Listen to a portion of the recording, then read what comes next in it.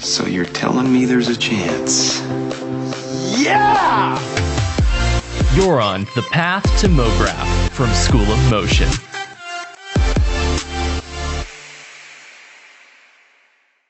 It is an incredible time for you to be learning motion design. I can't even begin to tell you how much the landscape has changed since I learned to do all of this stuff. And so in this episode of the podcast, what we're going to be talking about is what really has changed about learning motion design, how it's gotten, easier and more accessible.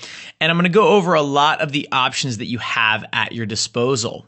Now, in addition to this podcast, there's also a PDF today that will have all of these resources in it.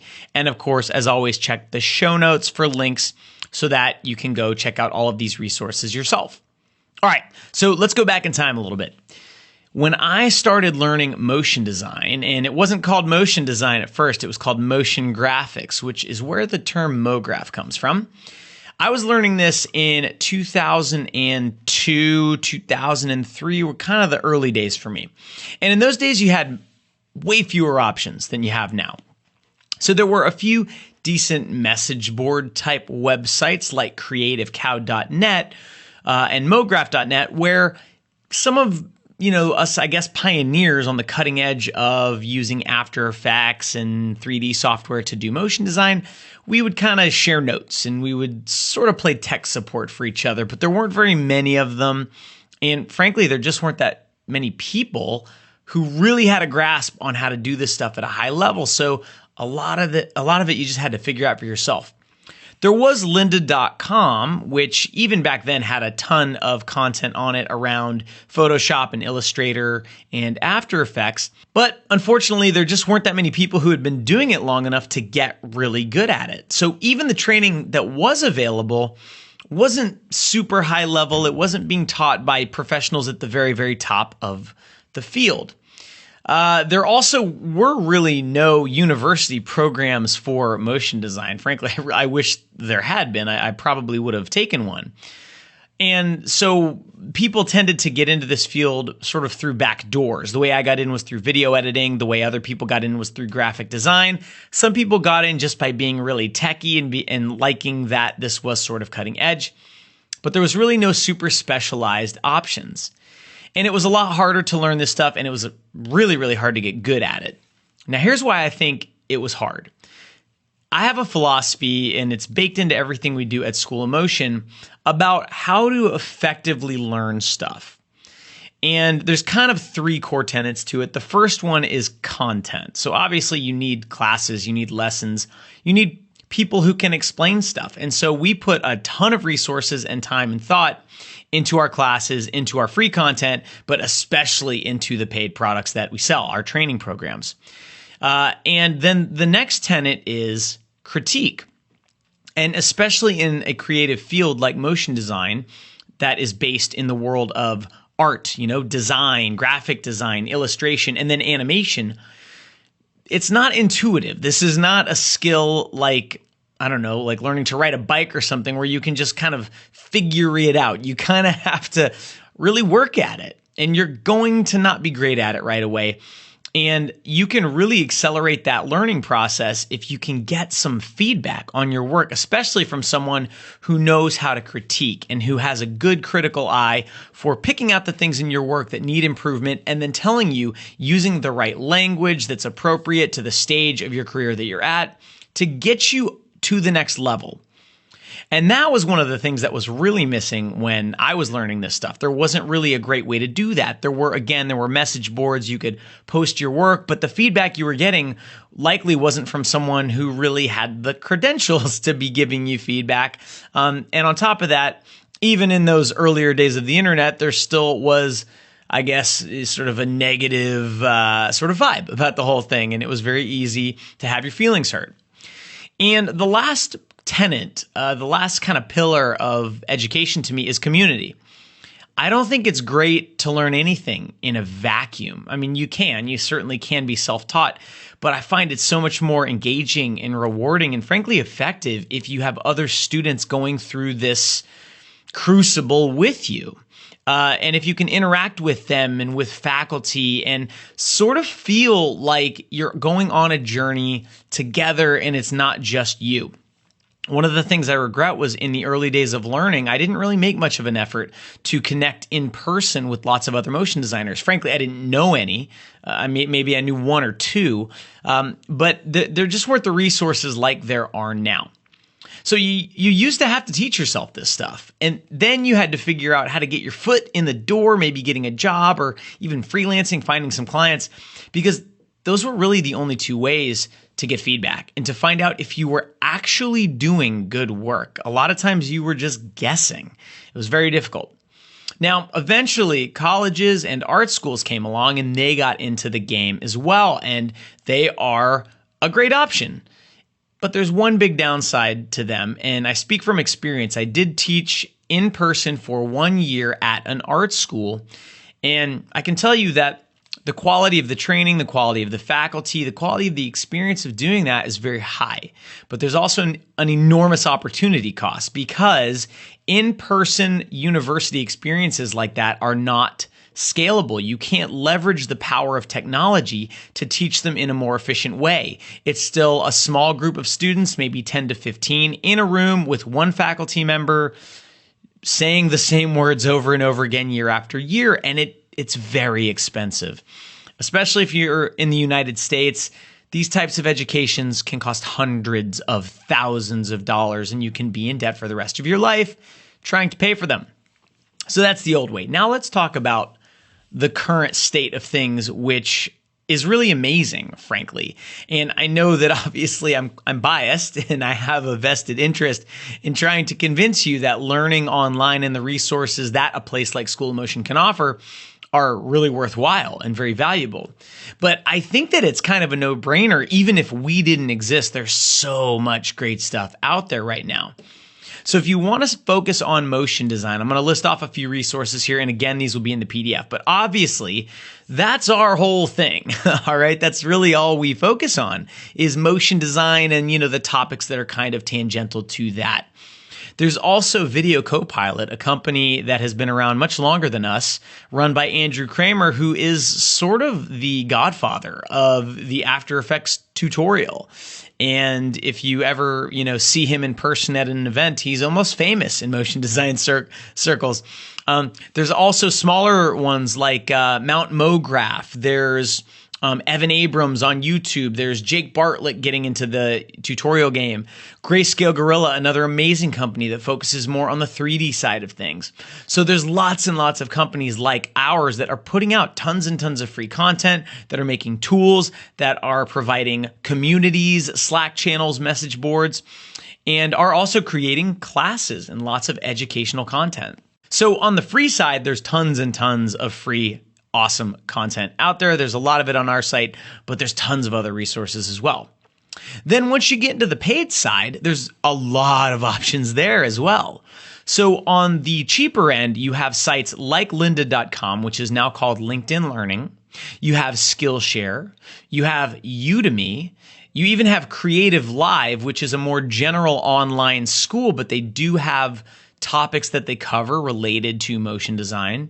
And all of those things are, anywhere from maybe like $8 to $20, $30 a month. And you get lots and lots and lots of great content.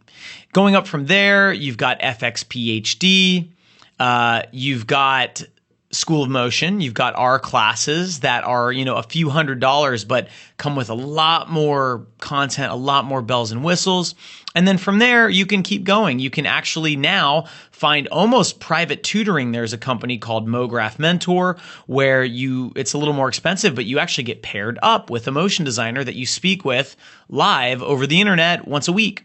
And you sort of work on a project with them.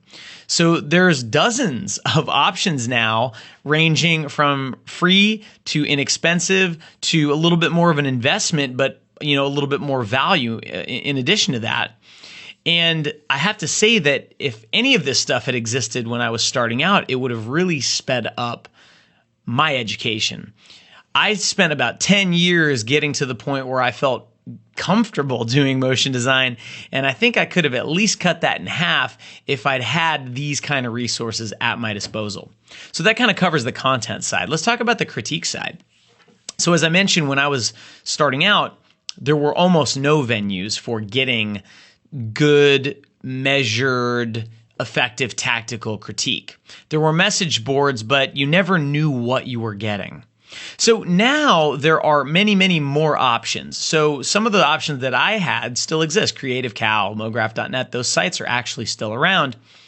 But there's actually sites that are even sort of more niche and more high level. You've got mixed.parts, for example, which is a message board dedicated to motion design and animation and sort of our special brand of design that is filled with, a very friendly, warm community that's definitely willing and able and qualified to give you critique on your work. That's not really the point of that community, but it is there. Twitter has actually become a really good sort of venue for this. It's a great way to connect with other professional motion designers and ask for opinions. There are private Slack groups. There's at least half a dozen out there that you can join if you're a motion designer. And then, of course, literally, our learning platform at School of Motion is built on the ability to give you effective, tactical, personalized critique. Anytime you take a School of Motion class, you're going to be given exercises to complete. And when you complete them, one of our teaching assistants who have been handpicked and given training and given guidance on how to critique, they are going to be able to communicate to you exactly what you should be working on and, drawing a circle and pointing arrows at the things in your work that need to be fixed and giving you very personal notes. This is something that I actually never had at any point in my career. And once I learned the value of it, I decided this is what we need to be offering. And it's an incredibly useful thing to have access to. So there's free versions of that out there, forums, Twitter, Slack groups, stuff like that. But, when you take a School of Motion class, that is a big piece of it. And I think it's a great option. MoGraph Mentor also offers things like that. And of course, if you decide to go to a university and actually spend that kind of money, you'll get lots and lots of that. And frankly, that's the main value in doing something like that. And then the last pillar, community. You need people around you, I think, to kind of keep your head on straight. This journey, becoming a motion designer, it's long, it's difficult. There will be times when you feel like you're just not going to make it and you're down on yourself and you've lost all that motivation. And you really need somebody who can kind of commiserate with you and can help pick you up and give you a little bit of a spark to get back in the game. And so there's lots of great resources online for stuff like that. Like I mentioned, those Slack channels, that's really what they're meant for. It's sort of a water cooler for motion design.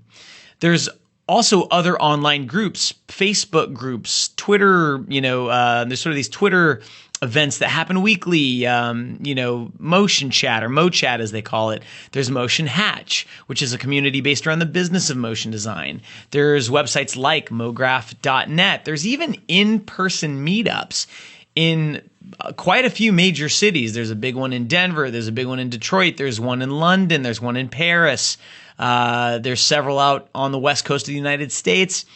They're all over the place. These things are way more common now.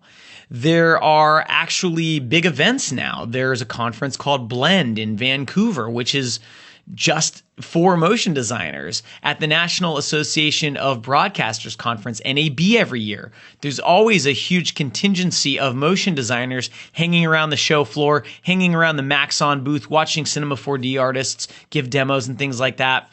So there's far more resources and opportunities to engage. And our classes, again, are built on this idea. Every single one of our classes has a private group that you join when you start the class, where you meet all your other fellow students. You see them doing the same things as you.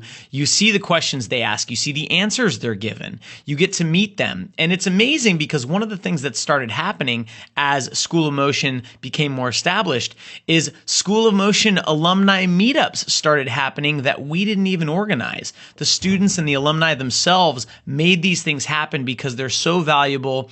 They're so much fun. And it's such an important part of being in this profession, joining that motion design community. So my point with this podcast is to just tell you how jealous I am, frankly, that you are learning motion design right now at this point in time when you have so many resources available to you. And through the power of the internet and technology, you're able to learn things much faster and far more inexpensively than you could even, 5 to 10 years ago.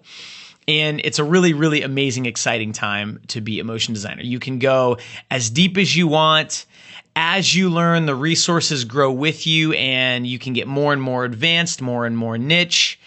And we hope here at School of Motion that we can at least be a small part of that, helping you grow and achieve your motion design goals. So that's it for this episode of the Path to MoGraph podcast. I hope you're getting really excited. I hope you're learning a ton in this course. And we've still got some more content coming out over the next few days that you're going to love. So that's it for me. See you next time.